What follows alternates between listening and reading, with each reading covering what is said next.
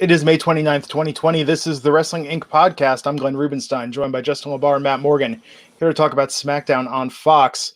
A lot to unpack tonight, guys. This was kind of a different show.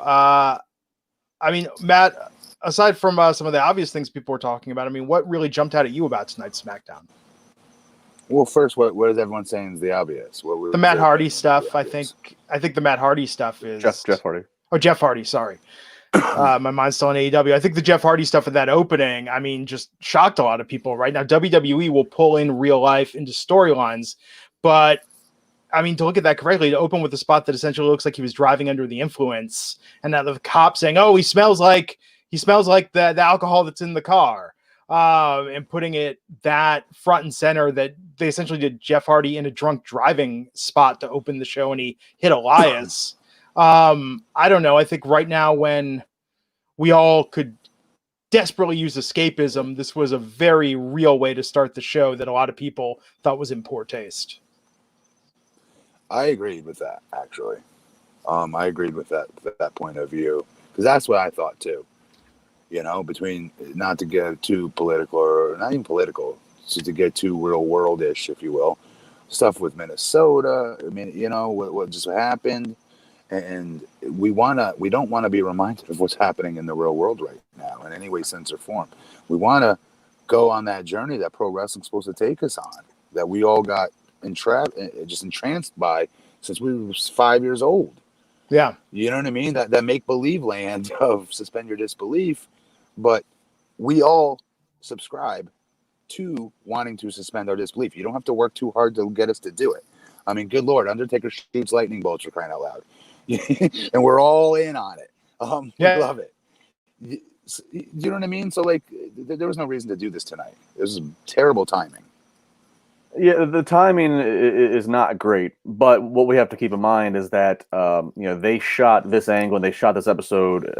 They shot this earlier, and they were building for over a month to this. This now puts all in perspective why they were building with the videos of Jeff, why they set the tournament up the way they did. For sure. So some of this was shot and decided on potentially prior to the unfortunate incidents that are going on in Minneapolis. But can I ask you a question? You got this is really quick. I'm going to cut you off from your flow. I apologize, but I'm going to forget to say it. And this is important, Justin. That's where you have a responsibility to say, I know we were planning this forever. All right. But look, right now, we're supposed to be providing escapism more than anyone. That's our motto. We're not going to be providing that by doing this because of some things that have happened amongst being in the middle of an outbreak right now and yada, yada, yada, real life stuff.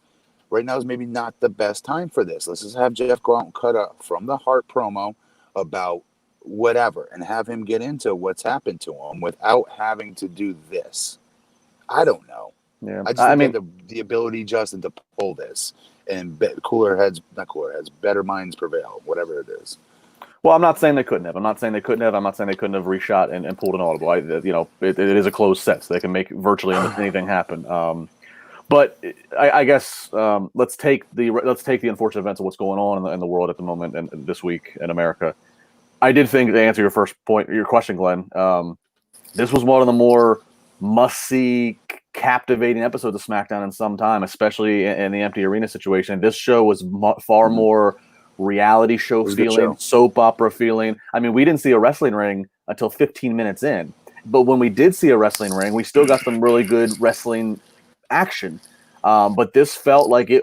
It was that car crash, fast paced, reality show kind of feel. And look, I think maybe not controversial matter of digging up DUIs here, but I think that this is in WWE's benefit to try to do more reality show linear episodes for the time being while you don't have fans. There you go. I just feel, and Matt, you've talked about this before, like Vince not only has a great sense of patriotism, but also the sense of when the nation is hurting, we are their distraction. We are here to take America's mind off things. It seems 100%. Like today would have been a day where I would have expected to hear rumors of Vince scrambled and called everybody back in to reshoot half the show at the last minute because he thought it would be in poor timing tonight to put on something that people might find. Again, this isn't an analog to what's going on in Minnesota, but just something that's such a hot button, like real raw, for lack of a better term. Issue. We don't want real world stuff at the moment. And when I say we, I can't speak for every fan, because there's fans out there that thought this was amazing. In any other time period, I would have thought the same thing. Do you know what I mean? So I personally agree with you, Glenn, but I see why there's other fans that may not. You know what I mean? I see both sides of it. I'm just saying I always shook the pom-poms for WWE when COVID first hit. I'm the one that went around to every station that wanted to talk about this locally. And I said, you got to give them credit. You don't understand how patriotic Vince McMahon is. Like, he believes it's his solemn duty. I swear to you, he really believes it's not a gimmick. He really does believe it. They provide this escapism, this get away from reality stuff. Get your mind off of 9/11, when 9/11 hit. Get your mind off of what's going on with COVID, when COVID first hit.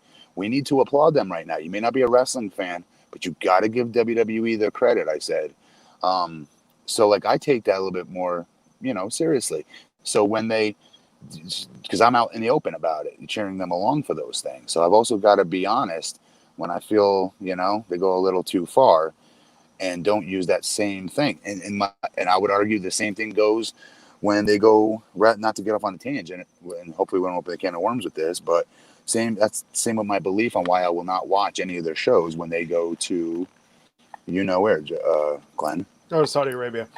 And I understand that. And I think if we want to talk about overshadowing it, so on wrestling Twitter tonight, and now granted wrestling Twitter is a portion of the fan base, but when you've got Charlotte Flair, all these wrestlers, Randy Orton tweeting out Black Lives Matter, as the show's going on air, and they're talking about what's going on in Minnesota and the injustice,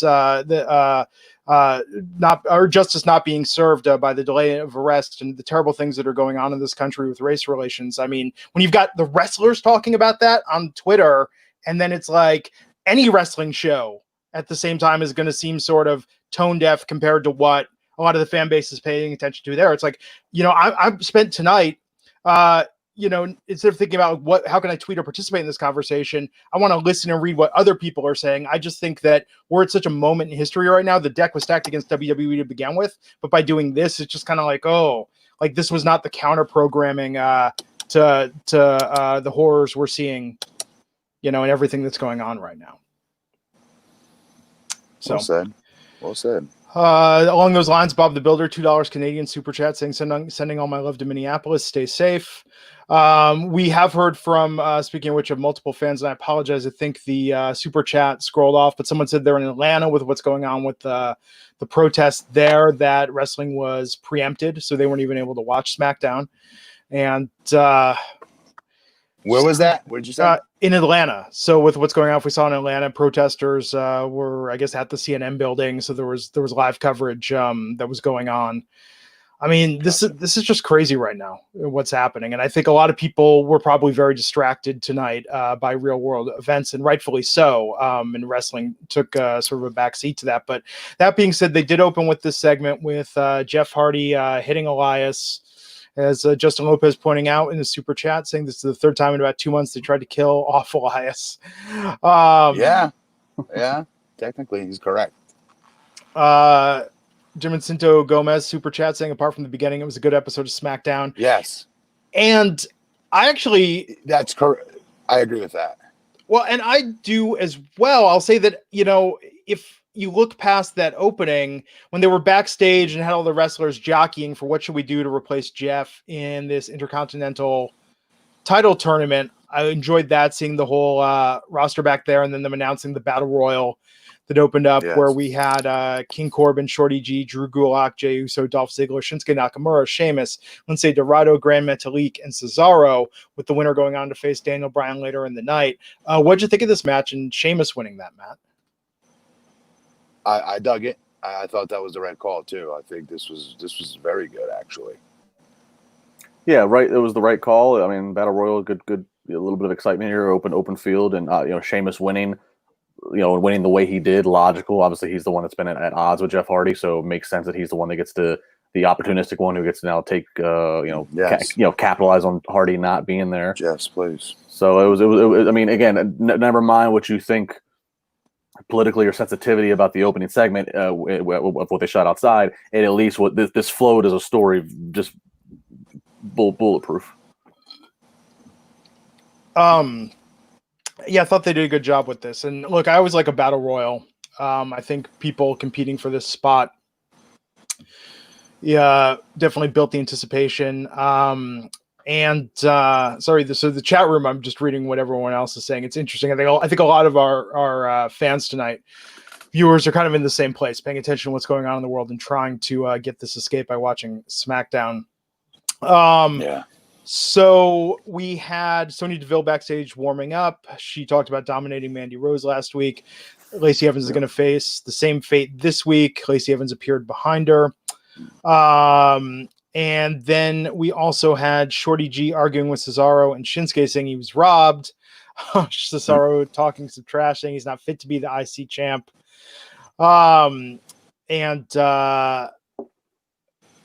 They setting up a match between them with Shorty G rocking Cesaro, sending him to the ground. Then we had Lacey Evans versus Sonya Deville. This was a little different, right? I mean, Sonya getting a real match. Yeah. Say what happened in the match. So it was a double count out with them going at it with each other. Okay. Yeah, so it ended a double count out kind of on the floor. Yeah. So this was awesome. I thought this was this match was good until the double count out part. But I'm happy it happened, even though I love me some Lacey Evans, and I think she's a headline. I do. I think she's a main event star for our women's division for sure. Future heavyweight champion. With that said, she was like wrestling against currently my third favorite female talent at the moment. So it's like one of those like fantasy football situations where you have people on both teams. You know what I mean? Yeah. And you're like, So this was tough just to sit back and enjoy, because I was like, damn, Lacey cannot afford to have Lacey lose here, in my opinion. But then they also can't afford to, So nonetheless, the match itself, though, if I'm breaking the match down, the psychology and everything that was in this match, this was a good match. Yeah, it was a good match, hard hitting, but I'm with you. As soon as I find out they're having a match, I thought the same thing. I don't want either of them to lose. So how are they going to do this? So I'm fine with a double count out. I'm fine with knowing, okay, we got more to come. And the other thing I'm glad too is that oftentimes, I don't know why what WWE does this. Oftentimes when somebody gets done doing a really long invested story, like Sonya had this pretty invested story with Mandy and Otis and all that stuff. Oftentimes after that story concludes, then it's like, all right, Sonya, back to the line. We're gonna, now we're gonna move somewhere else. I'm glad that true. Yeah, so I'm glad that they are immediately picking up and giving her another feud, another story, and it being with somebody else who needs to be at the forefront of TV, and Lacey Evans. Yeah, I like seeing Sonya in a real match that didn't involve Mandy or Dolph or all that drama. I thought that was really good to kind of give her, and even Lacey. I mean, these are two rising talents that have been in some lackluster feuds, or feuds where they weren't necessarily the star of the feud. So I like seeing them get this opportunity to have a match with one another. And yeah, I'm glad we're going to get more of this. We got a promo from the Forgotten Sons. So they did seem to clarify tonight that two of them served and one of them is a fan of their service. Or how did they put it? Or thank them for their service. So I like that they finally sort of broke that down. But what do you think about this angle they're doing with them, Matt? It's good. This is more than I thought they would do with them. When they were in NXT, I was like, I can't see them bringing... I could see them bringing this up for like a minute and then like it failing in the first 3 weeks somehow because they wouldn't book it properly. I like how they've been booking them for the most part so far. Yeah, them doing promos and kind of, I mean, they've had a little bit of match time, obviously, but the consistency of having like a backstory be told each week, it's a rarity because normally we say, okay, when talents go from NXT to Raw or SmackDown, they end up going backwards. No backstory either. They never get backstory either. You're right, Justin. It's always they've got to get over on their in-ring wrestling. Yeah. And that's really it. We don't know much about them. The main roster, if you don't watch NXT, if you watch Raw or SmackDown, you don't want to watch NXT. A lot of times, the NXT wrestlers don't do as well because WWE doesn't put the time into giving them promo time and story time on Raw and SmackDown when they get called up. No, they don't. My best. When they I try my best not to say called up. By the way, when they slide over from Wednesday night, oftentimes what happens is WWE just relies. WWE relies on getting the initial debut pop of, oh my god, that's the person I love in NXT. They're on Raw or SmackDown, and then after that, they don't invest in the backstory. So this is also kind of somewhat original. I really can't think of like. I mean, the WWE's touched on military obviously before. They touched on it goes back to Slaughter, Iron Sheik. They've gone back to like nationalism, but like I can't really recall here's three guys who are coming back who have served in the U.S. military for real and that are kind of playing like a, I don't know, is it wrong to say they're kind of playing like a Vietnam veteran who's not happy with how they've been treated since coming home? I don't know, but it seems, my point is, it seems kind of original. I haven't seen something like this from WWE. It's not one of the redundant stories they pump out every couple of years. Yeah. And even interesting. By the way, somebody said something on here the other day that in my comment section, I think on Twitter, they're like, there goes Matt Morgan, like off to go smoke. Just so everyone at home is making sure. Raj told me I shouldn't be breaking kayfabe. I'm not supposed to be eating on the show. So every time you see me move my head, I'm not eating. I promise. But continue. The boss man just keeping you in line, Morgan. I've never shared that with you all, and you all never asked me, but I had a fan ask that, and I felt like I had to be honest at least. Raj, I've been very good not eating in front of people in the middle of the show with a mouthful of food. So this is the best I got. There you go. So we'll talk about Matt Riddle in a minute. Bob the Builder, CA, $2 saying they're hyping up Riddle to be the face of SmackDown. I wouldn't go quite that far, but they're definitely building him with what we saw tonight.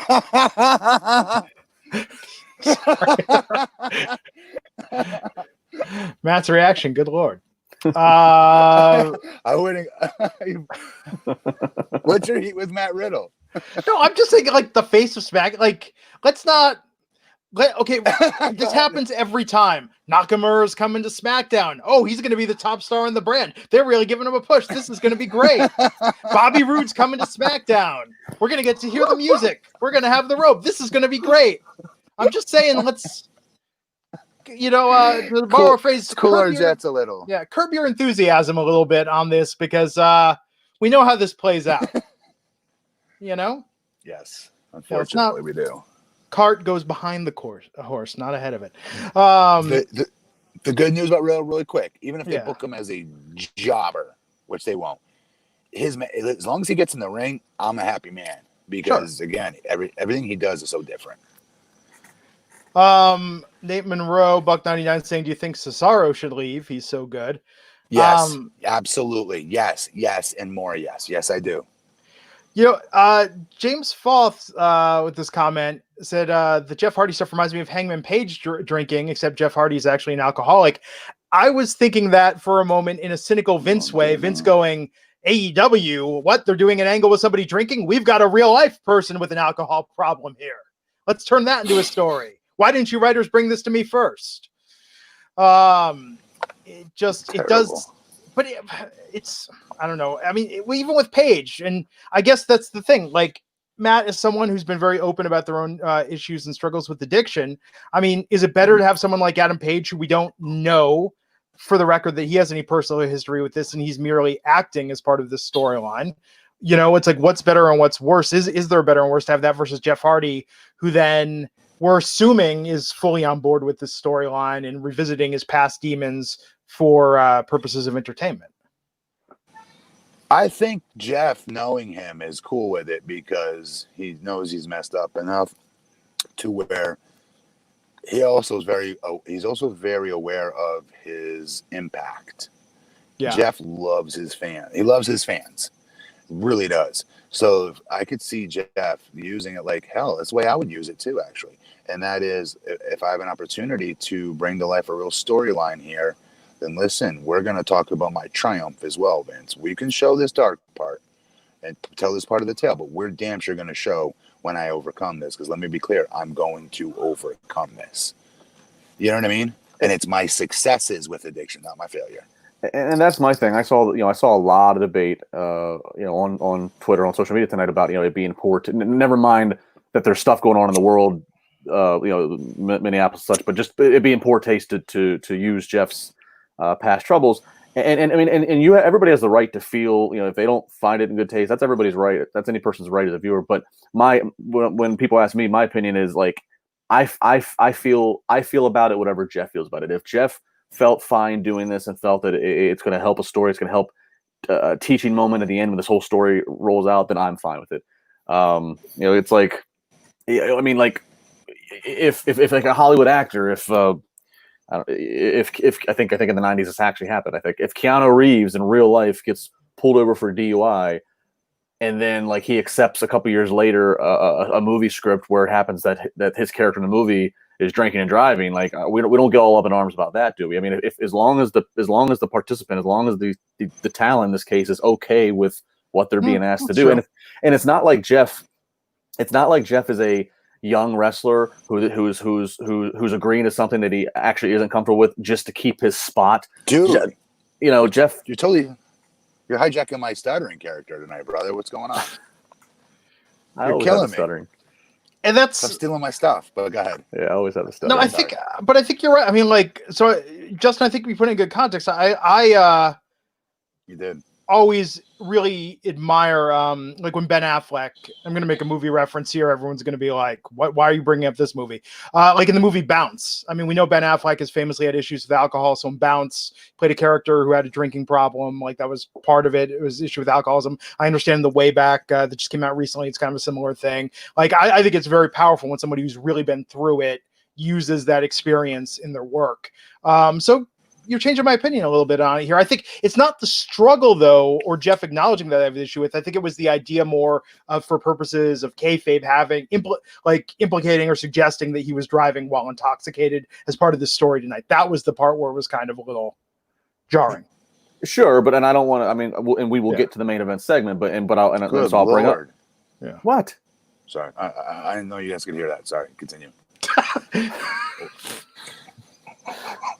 And when we get to the main event segment and we start to learn, okay, it's not what it was perceived to look like in the opening. So there is a swerve. Disco Scotty, $5. Just realized tonight that Lacey Evans is wearing Mickey Mouse's shorts. Disney buying WWE confirmed. Disco Scotty, quit stirring the pot, man. Jacinto Gomez, $4.99. By the way, according to Gable's Twitter, I think he may have gotten his name back. Shorty G name sucks. Good. And Dr. Child is $1.99 saying, love what you guys do. Let's all stick together. Thank you. And no, we definitely appreciate it. Oh, and then Bob the Builder saying about the Face of SmackDown comment. The reason he said it was because that's what Angle said in his promo. Hashtag come on, Glenn. Bob the Builder laying it down. He's always got his backup. Bob the Builder, I think, is a data-driven decision maker. You see that? Before he says things, there's something. He always backs it up. Usually, him and Antoine both always will tell you why they say what they say. And if we clown them, they'll go back like, don't you remember like 12 weeks ago when so and so, And they usually have a reason for it. So, do you think Raj is sitting around at the clubhouse of his his country club after he just did some golf, lighting a cigar with $100 bill and saying, and get this, they give suggestions. And pay money to give suggestions or thoughts or input, and then the hosts disagree with them, and they pay money to disagree with the hosts. This is the greatest scam ever. I don't even have to do the podcast. I love the fact that you paint Raj at a country club. That's my favorite part of that analogy. Did I tell you about that vision? He said on this very podcast, he said, well, the golf courses are open. I said, yeah, but come on, the clubhouse at your country club is closed. He was like, yeah, that's still closed. And I was like, I knew it.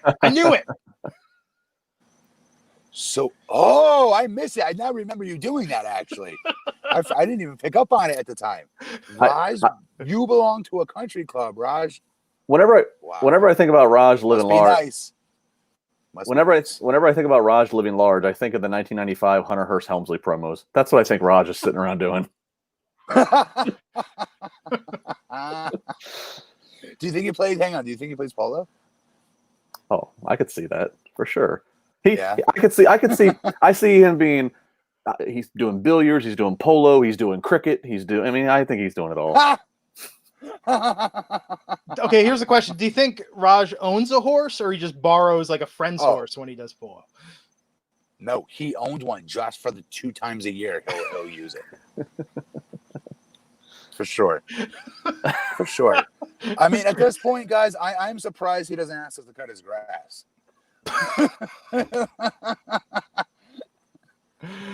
I'm just waiting for that 4th box to pop up on the screen and him to do a run-in. I'm egging it on out because you know where he's at right now. You know what type of situation I'm sure he's in right now. So we will get NWO Raj. He's going to do a run-in. He's wearing a tuxedo. We hear classical music in the background. He's having a fancy dinner party that we just interrupted for him to come on here and chastise us. Yes. Yes. Joe Cavaro, $1.99. The hacker will end up revealing who hit Elias. I tweeted that. That's exactly what. That's how they can use this hacker gimmick. Let's see the security footage. Why are you? Time out. We can't. Let's slow down, Glenn. What? Why are we thinking about that when this is happening tonight? Why is the hacker entering anybody's mind during tonight's show? Why? Because we need to see the video of what really happened. We need to see the video of what really happened. This has all been a set. I'm here to inform everybody. The hacker should take up 0.000 space in any of our heads. 0. He hasn't earned it. Jake Bruletti, $5. I like the blend of real life and wrestling modern kayfabe. I think more of it could work, especially with the fans. Real emotion is what it's all about. Yeah? Question mark. Okay. It is. And you can argue that, see, but then I don't know, because I felt like that was real life for me as a viewer. That was real life heat for me watching that. That wasn't, ooh, you know what I mean? Like, I really feel bad for Jeff right now, or, you know what I mean? I didn't get that. Yeah. $1.99. Dr. Childer saying, I wish the mayor of my town was Mayor Matt Morgan. Well, I know we should all be so lucky. Where do you live, Dr. Childers? And do not waste your money to answer that. Glenn, please. Actually, I'll go into the chat and look for you. Oh, yeah. Matt learned how to use the chat the other Where do you day. live, Dr. Childers? He's mocking me. Justin Andrews, $1.99 is saying, as a Minnesotan, pray you all stay safe. Much love. Thank you, Justin. Definitely thinking about what's going on in Minnesota tonight. These past few nights. Let's see what else we have here. Dr. Charles, he did pay Matt. He said Rockmart, Georgia. So, you know. Okay, why can't I see that? I see Ronnie Matthews last. I don't know. It's right after that. Okay, so sorry. It's probably coming up in a second. Might be a step behind. Lee says London. All right, go ahead, sorry. Yeah. Gee, wow. Gold standard, 000, $5. You think the hacker will never be revealed like the anonymous Raw GM revealed years later randomly? I think we're going to get it soon. I don't want it. You don't want it? You're like, done. I don't want it. Leon's Duncan, $2. Speaking of his Hunter Hearst Helmsley Triple H canon, yeah, I mean, that name is still what Triple H stands for. Yeah. They didn't, like, retcon the gimmick. Wow. No. You know what's weird though in real life? I don't know if you do this, but many times when I'm discussing the towing service, I accidentally refer to AAA as Triple H at least twice a year, and I get mocked for it by non-wrestling fans.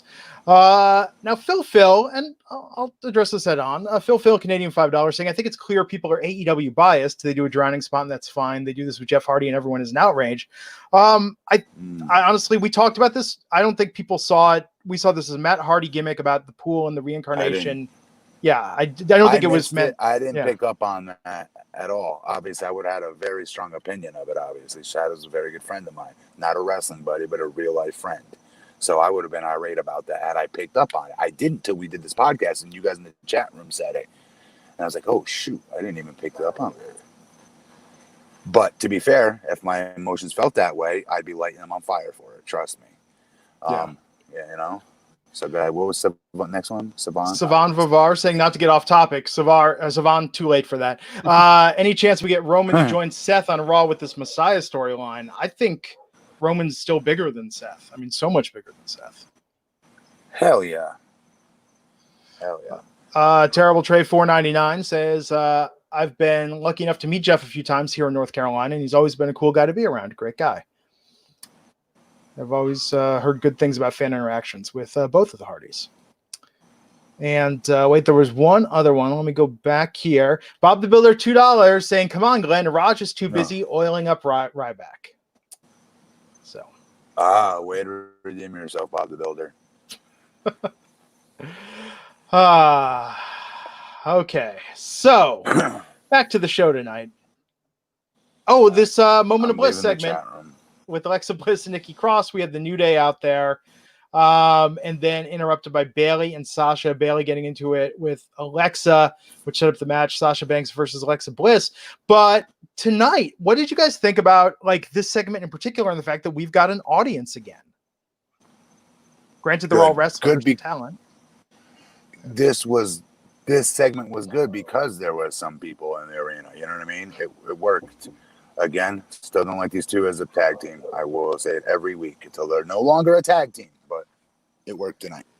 It's an awkward pairing, but I will say when they move into the match, when they eventually go into a match of Sasha versus Bliss, Bayley and Cross on commentary and getting Michael Cole and Corey Graves to break character and laugh. I mean, I don't know. That made this whole thing really fun. I mean, the action in the ring was good.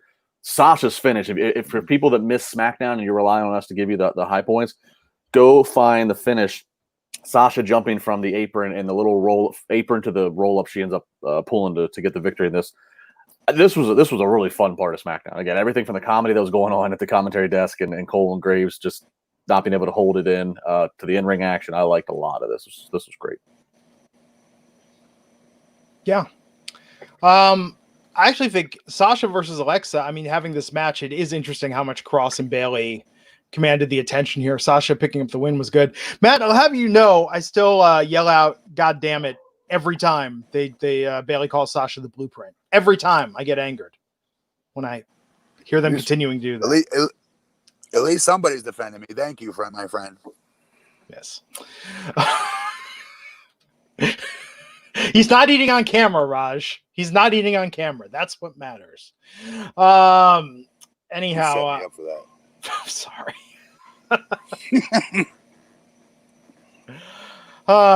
So, you know, with a physique like Matt Morgan's, you've got to eat all the time. I mean, if you go, more than 5-10 minutes without eating, like the muscle just starts to literally turn to fat right then and there. Every 3 hours. Yes. So we had them celebrate after that. Okay, so Cesaro versus Shorty G. Justin, what'd you think of this? A hard-hitting match. I mean, 3 or 4 times they cut to a replay of the super slow-mo just to show you the impact that Cesaro was making on Gable. I'm calling him Gable. I refuse to call him Shorty G. Yeah. I mean, this was good. I'm glad they're using Gable again. I hope that they stay consistent. I don't know. I don't know why they had to try the Shorty G thing. I don't know why they had him cut his hair. A lot of things I don't know. But even regardless of all that, you can't change how good the guy is in the ring. Yes, he's a smaller stature, and that's hilarious to Vince, I guess. But this was hard hitting, as every Cesaro match is. Cesaro is incapable of having a bad match. That's a fact. Yeah. He's awesome. That's why I hope he bounces on them, because he would be a great addition. And people are going to cry I say this, but AEW, he would. I do. I think he would. I would even be happy seeing Cesaro in NXT, just getting to do some of the things that the NXT talents and matches do. Could you imagine Cesaro in one of those fight cage pit matches we watched this past Wednesday? That would have been cool, but only for that one match. Problem is, Finn Balor, one of the most, in my opinion, popular baby faces, right? When he got sent down, it has not worked out. It's still considered, in my opinion, not to me, but I think to the mass amount of fans out there.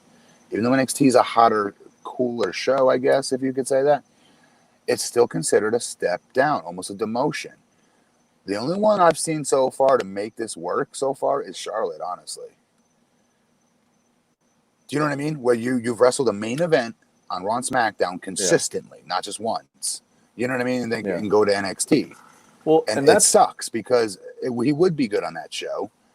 I just think he'd be much better and get paid and have fun again and be creative again in a different company. Yeah, and any company would take him probably. ROH, AEW. Oh my God, yeah. New He Japan. gets his opponent over. Yeah, Impact. He gets everybody over plus himself. I know you, that's so hard to do. Don't stop talking on me. Stop stepping on me every time I try. I thought you were done. I thought you were done. What? What? Oh my God, dork. But you know, seriously, he would listen to me. He would have been. He'd get more creative juices flowing, and I have a feeling he'd be so much better off in AEW. I really do. Matthew asked $4.99. Maybe it's because he hasn't been on TV in a while, but I thought Gable looked really, really shredded tonight. He looked good. He did.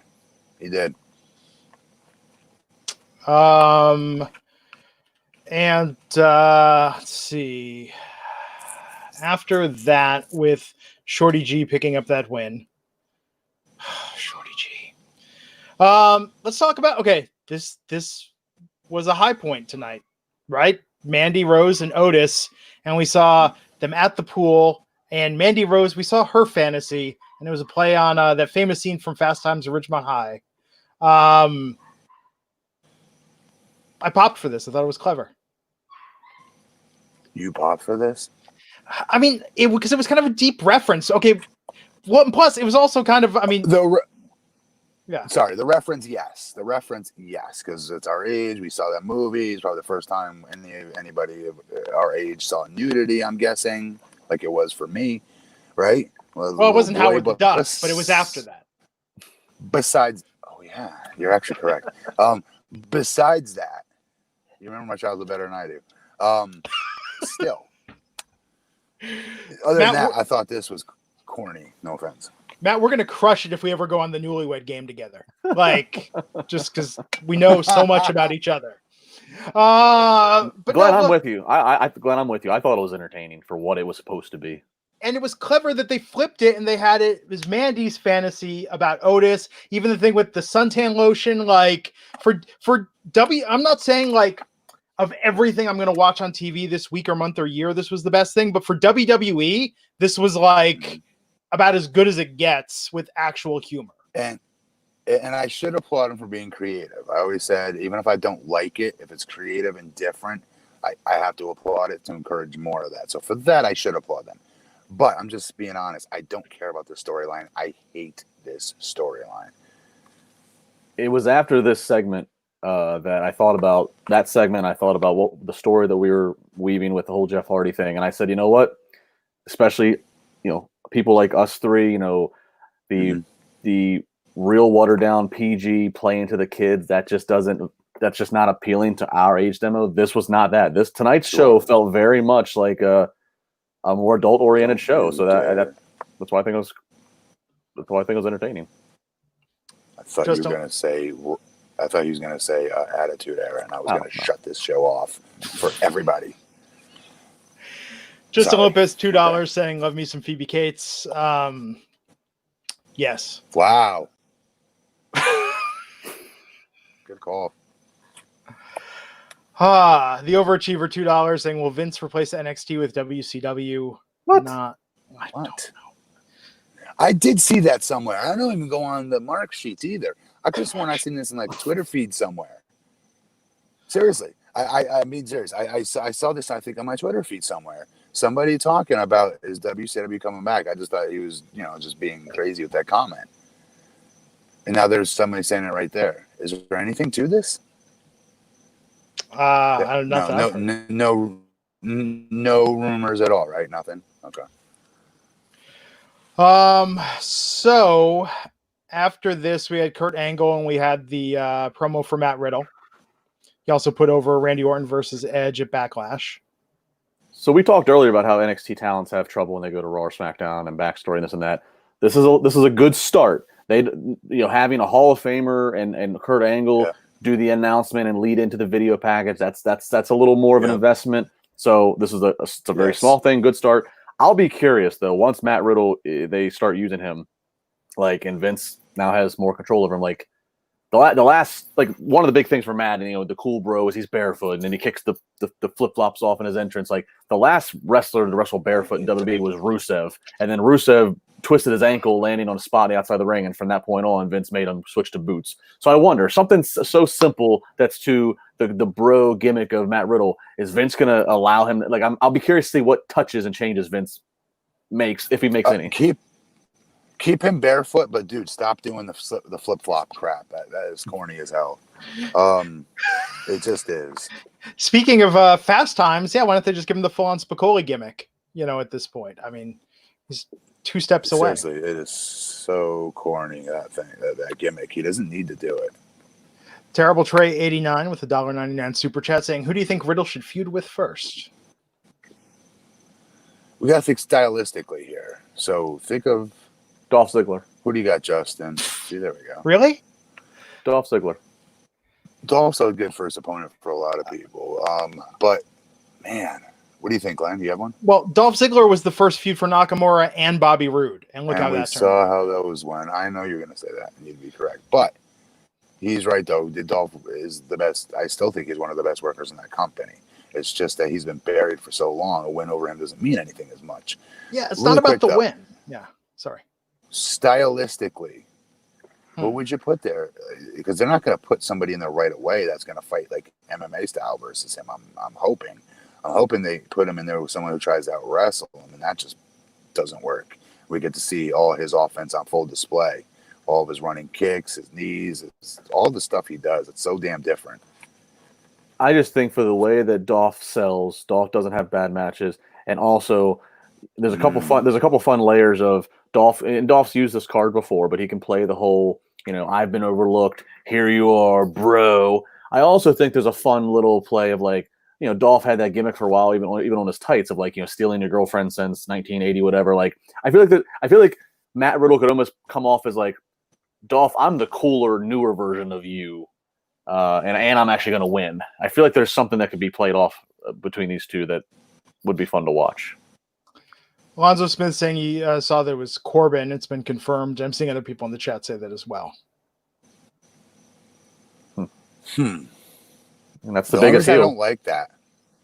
He is, but the only reason I don't like that is because they always freaking put Baron. Baron wins a lot. Yeah. He does. I don't want him to win at all if it's against Riddle, obviously. But we'll see. Like I said, we don't know. Let's not predict. Let's wait and see. The Miguel, $2, saying Gulak and Riddle, they have a history.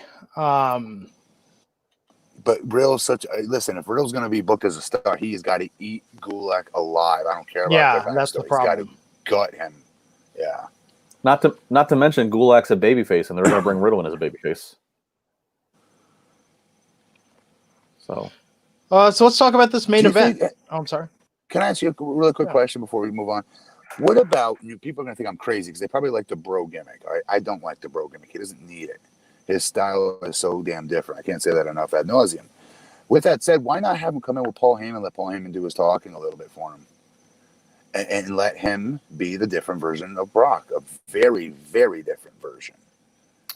You know, he's a real life fighter. You know what I mean?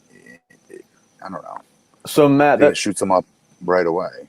So the interesting thing about that suggestion, I don't hate it, but what is and then there's the report out there that Brock is not a fan of Riddle. Brock is not a fan of Riddle kind of going into business for himself, allegedly on social media, trying to create a match with Brock.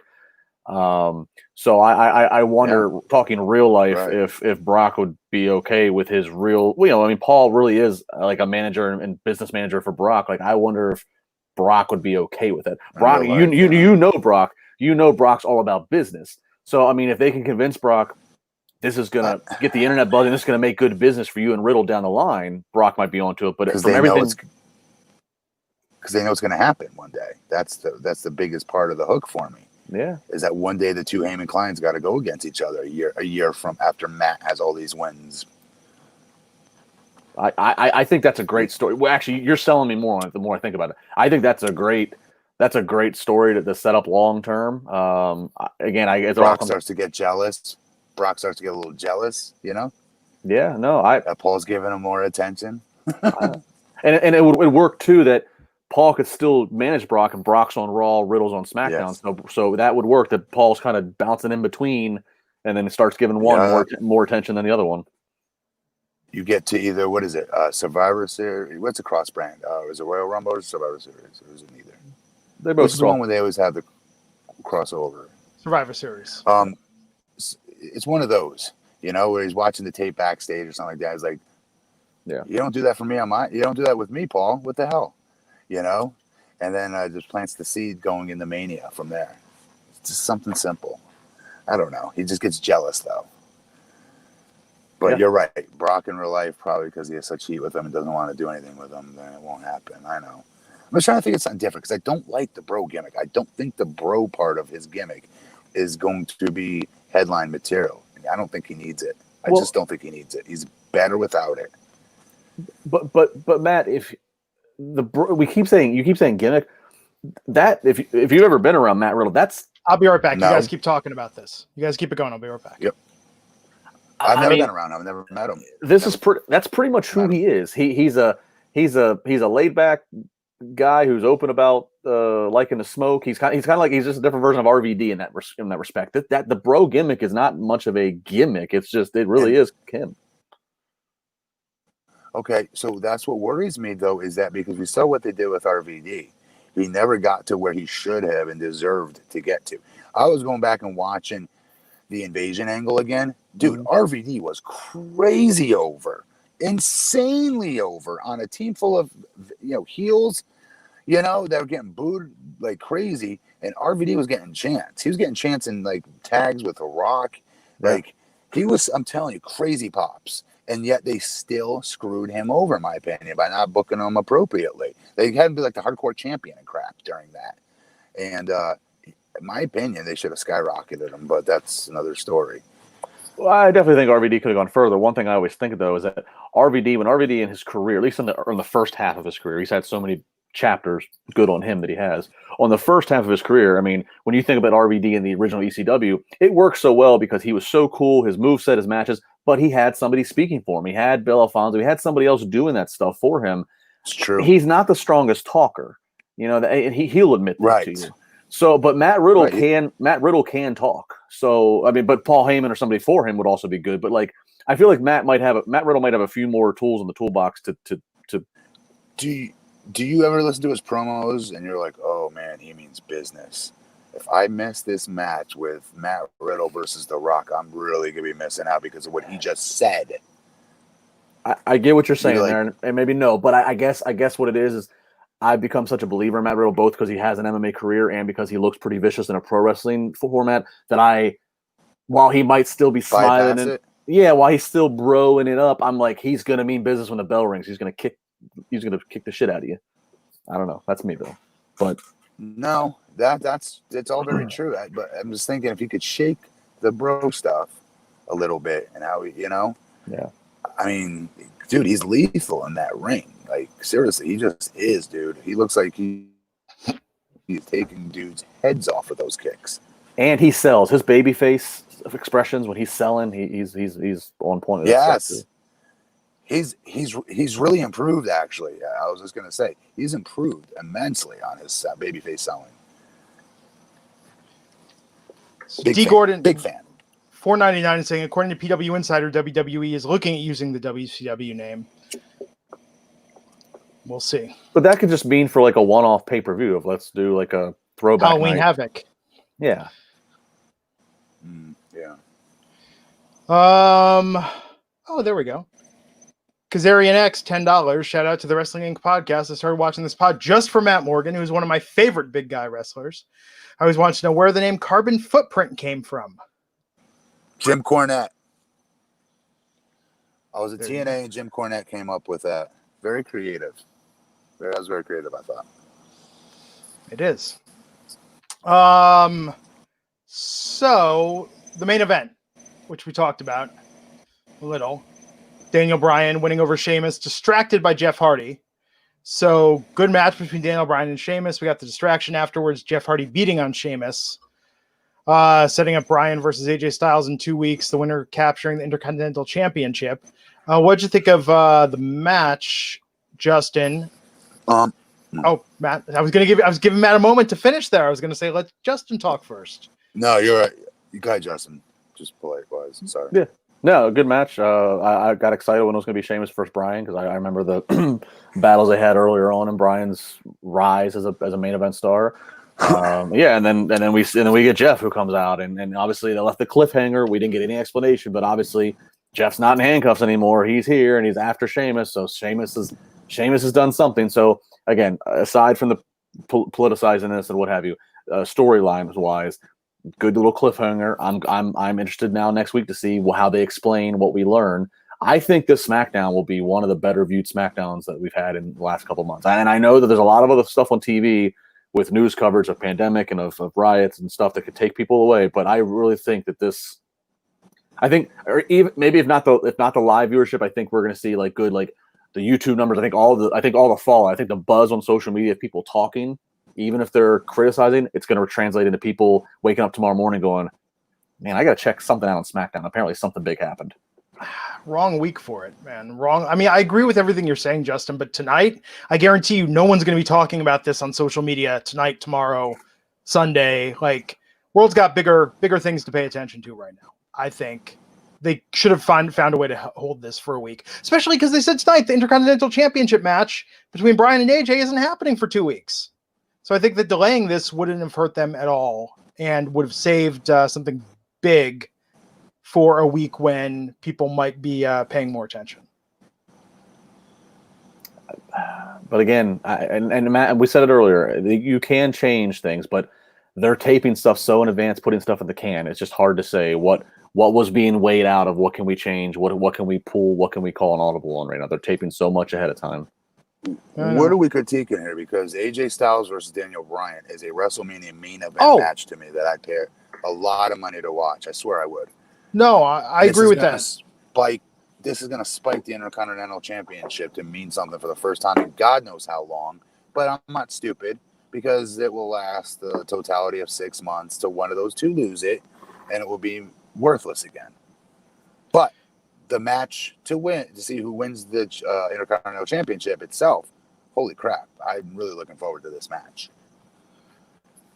I think the match is going to be great, but no, Matt, the point I was making with Justin was saying that, it was a really inventive angle that Sheamus set up Jeff Hardy in a way with this. And I agree. That's a heck of a twist to have with this. I'm just saying that this isn't going to be the buzz of the weekend.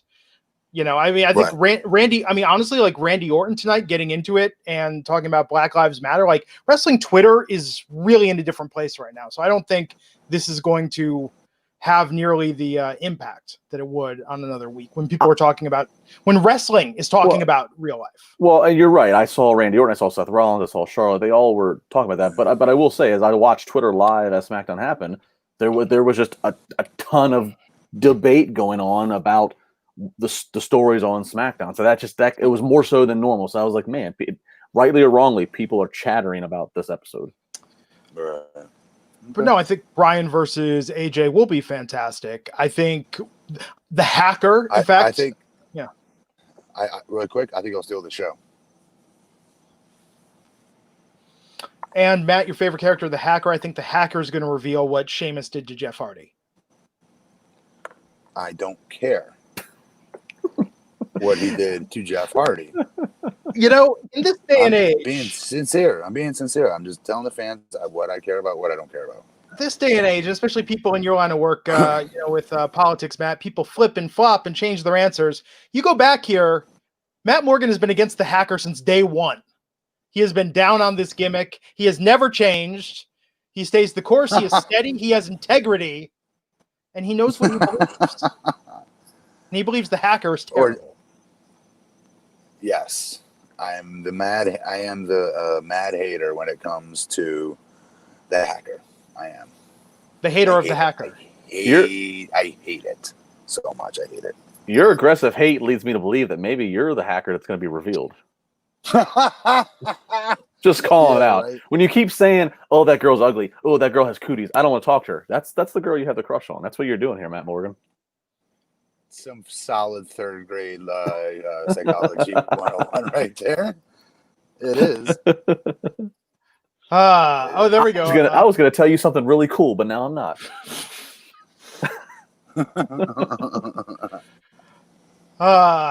People in the chat room are wondering, the hacker or Marco Stunt, who do you care for less? The chat room knows me so well. Oh boy, less Marco Stunt. Okay. Well, the hacker, it's the gimmick you don't like of the hacker. It could be Ali, and like we love Ali. And mine, by the way, is not like Marco himself. It is the usage of Marco Stunt. I can't stand. What Marco Stunt? They could be using him so much better by using him a little bit more infrequently. I watched him on listen. I was watching Dark tonight, AEW Dark at one point, and like there was a spot in the match versus Jungle Boy and the Librarian, right? Pete, whatever the guy's name is, the male librarian, and what's his name? Not Jungle Boy.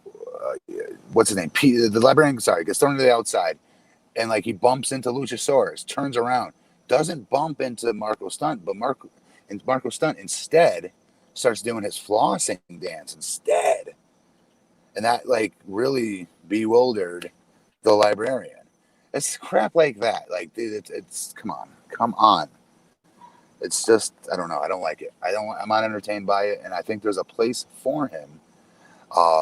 But by using him so much, you're asking me really to stretch my imagination, and I don't want to stretch it when it comes to him. I hope AEW releases Marco Stunt tomorrow, and then WWE picks him up and Marco Stunt's revealed as the hacker. Just to screw with your world. It's a terrible thing to say. Terrible thing. I'm just playing Marco. I hope you keep your job. Chris Bricks, $1.99. Do you think Dream will be the next called up? I love the way you said that, Chris Bricks. Thank you. Did you hear that, Justin? Do you think Dream will be the next call up? Screw your $1.99. Moving up to the big time. Chris Bricks, the real game. You're aiding to Raj's dues at the country club. You're this is nonsense. The major leagues, as it were. I just took over Glenn's Thank you. gimmick there. Yes. So I'm assuming answer the question. Oh, I think Adam Cole. Adam Cole's the rumor, right? So I think Dream might be winning the title at TakeOver. I'm scared of Dream to get called up, by the way. I still am a little bit. Savan Varvar, I think I know the first names attached to this. Who's a bigger star first, Ford or Morgan? I'm assuming he means Penelope Ford or Liv Morgan. I was like, is that like a trick question? I think he's talking about me. Who's the bigger star first? Oh. Isn't Liv already kind of there? Isn't she already kind of there because she's in WWE? Or do Penelope Ford in AEW is getting push, but I think Liv's already getting more of a push. Yes. So I don't know. In an equal universe somewhere, Penelope Ford. Jesus, that looks terrible. Penelope Ford's where it's at. I think she could be a huge star. If we're talking about blondes, let's not leave out Lacey Evans or Mandy Rose. If we're talking blondes here. I don't know why he picked Ford. Well, I don't know why he picked Ford or Morgan. He did. Yeah, I don't know. He did. Sorry. Leon's a Duncan, $2. Matt, you're the only Cowboy and LeBron fan I love. It's the weirdest thing. At least I admit it. I will follow LeBron to whatever team he goes to. That is Dallas. That's always my football team, no matter what. That is true. You are the only Dallas Cowboys fan as a diehard Redskins fan. You're the only Cowboys fan I tolerate and would be seen on screen with, nonetheless. Okay, so what do we got in the news? Well, we talked. Drew Gulak was mentioned earlier, and obviously you saw him on SmackDown. He, of course, we thought his contract did, in fact, run out a few weeks ago. But good news for Gulak. He has signed a new deal with the WWE. The Wrestling Observer newsletter reporting that it's been a multi-year contract. We don't know how many years or for what amount of money, but it seems clear that he wanted to be with WWE, and so he is now locked back into a new contract. So just so everybody knows, in WWE at any given time, you can be released every 90 days. You know what I mean? So like whenever they sign these deals, I'm always like, that's great. They stick to it. The contracts are not even worth the paper they're written on. You always hear that saying? It's really the truth of that company. And so I used to be when I first started, I used to be a nervous wreck. Like my first 90 days of development, I was like, I made it. My second 90 days, like I had it on my calendar. Talk about being pessimistic much. But like my first 3 rounds of 90 days, then I started to show a little bit more of my potential. I felt more comfortable finally. But seriously, every 90 days you can get the heave-ho. Yeah. No, good point. I mean, they are independent contractors. The WWE can cut the string to the kite at any time. And then the other news we have Samoa Joe, again, from the Observer newsletter. Joe's obviously been on Raw commentary now for over a month. He replaced Jerry Lawler. There was a lot of speculation when this happened. Was it because Lawler being older? Was Lawler not being there a precaution due to the COVID-19? Now it's being reported that Joe, in fact, is going to be the new permanent color guy in that 3-man booth that he's replacing Lawler. My personal opinion, I don't think Jerry Lawler is mad or upset about that at all. Lawler's pretty open in interviews and podcasts that he just doesn't. He doesn't want to be there every week, and I don't think he wants to keep up the product every week. I think he's happy doing kind of the special assignments what they give him. So, and Joe sounds good on commentary, so I think this is a win-win all around for all parties involved. I agree with that. Leon's Duncan, $2. Niner Nation, by the way, the catch you stole Dion. Oh boy! And their sports. The first Redskins. Notice he didn't say we stole T.O., by the way. He probably didn't like T.O. You didn't appreciate T.O. The first Redskins game I ever went to was the 1 year Deion Sanders played for the Redskins, and he actually had a kickoff return for a touchdown. It was like I remember like marking out like crazy. Like I thought it was like we're going to the Super Bowl this year. I remember buying the Must Be the Money cassette single back in the 90s. Yeah. Oh, yeah. So Danny California saying is Samoa Joe's in-ring career over? Yeah. Well, that headline that I just read, that certainly brings the speculation that, with the number of injuries that we've seen him have in WWE, and then if he in fact is going to be the new permanent fixture at the booth, it would make you think that he at least is a regular full-time. It makes you think that they are moving away from that. I hope not. That took you forever to say. I'm sorry, dude. That drives me nuts. That he's not. I understand he got hurt. I get it. He gets hurt a lot. I get that too. I still think when you're trying to be a company that's looking for new main event stars, you know what I mean? To stick, Joe could stick. I'm telling you. I don't know what else he's got. I don't know what he's got to do besides stay healthy. But they don't do him any favors. He was riped. He was perfectly ripe for the picking. Remember that Matt versus Brock? You remember that promo he cut on him? Mm-hmm. In that moment in time, they should have changed their plans right then and there, because he came across as the first person that I've seen not look scared one iota of Brock Lesnar. Yeah. So anything else? Nope. There you have it, folks. So look, I'm sorry tonight. Like, we're trying here. I think that, like everyone in the chat, it's interesting. The chat is half talking about what they saw on TV tonight and half talking about what's going on in the world. I feel that 2020, 2020, man. Oh, yeah. But scroll up a bit, man. There's stuff in there.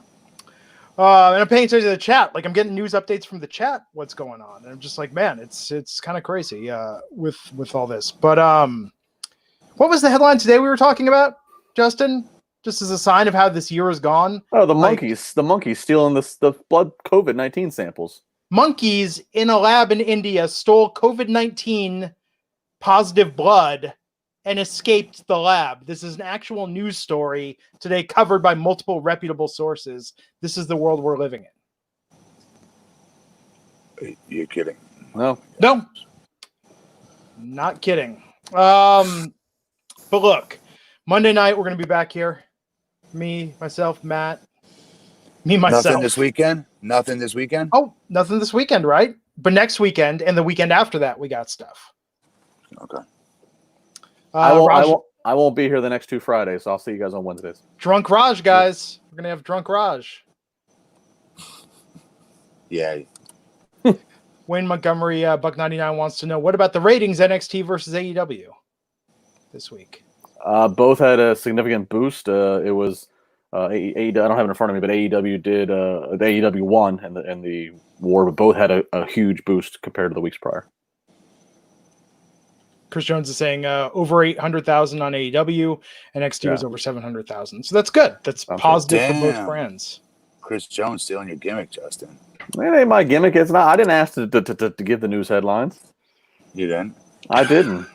I show up here to stutter, interrupt you, and have a drink, and that's it. But Raj asked me to do everything else.